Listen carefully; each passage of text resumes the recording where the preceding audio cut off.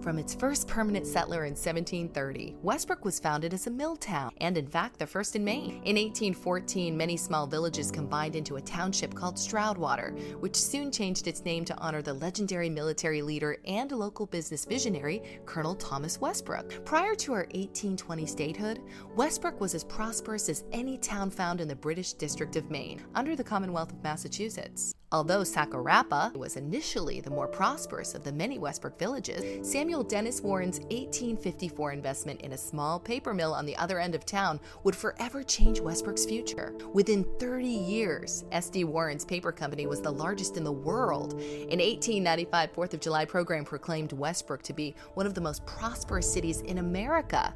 And it was. More laborers had their own individual homes and swaths of land than anywhere in the country. With continued success through the early 1900s with names like S.D. Warren, Dana Warp, and the Haskell Silk Mills, Westbrook even had a ship named after it during World War II, honoring Westbrook as the most typical city of the state of Maine. The post-war years, however, would bring new challenges for downtown Westbrook, and with outdated public works systems and cracking building foundations, without an eye for historic preservation, the stage was set for federal urban renewal to arrive in 1969. Although many structural improvements were made during the 12-year program, several longtime businesses soon deserted the new but passionless downtown in the face of growing suburban sprawl, competition from the new Main Mall, and lack of a post-urban renewal action plan. To this day, any educated discussion of our downtown brings up only the negative effects of the urban renewal project.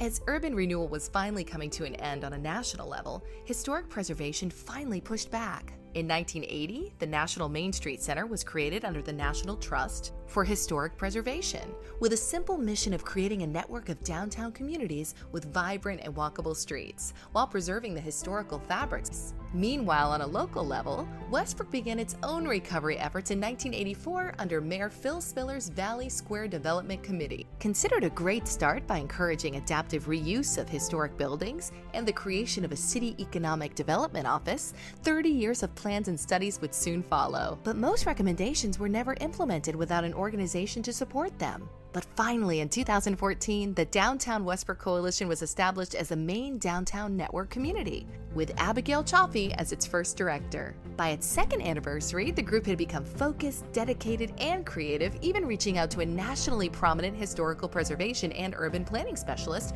Dr. Michael Tomlin of Cornell University, who is now its advisor. Dr. Tomlin provided Westbrook with its first summer intern, who assisted in the completion of a business and building owners directory and the beginning of Westbrook's first historical downtown walking trail. Downtown Westbrook Coalition came into its own after its second annual meeting in November 2016, when its first official board of directors was established. The organization has thrived since then, organizing successful fundraising events and completing projects vital to the future of the downtown. 2017 has been a banner year for the Downtown Westbrook Coalition. Robust relationships have developed with business owners, municipal leaders, and many local, regional, state, and national organizations. As a small business owner, I've seen firsthand how the Downtown Westbrook Coalition cares about the future of the city of Westbrook. They help organize and promote our small business opening, and they help develop our new outdoor seating area.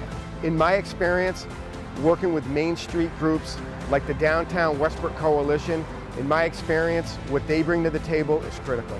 City economic developers simply don't have the time or staff to devote to the downtown, which they truly need and deserve.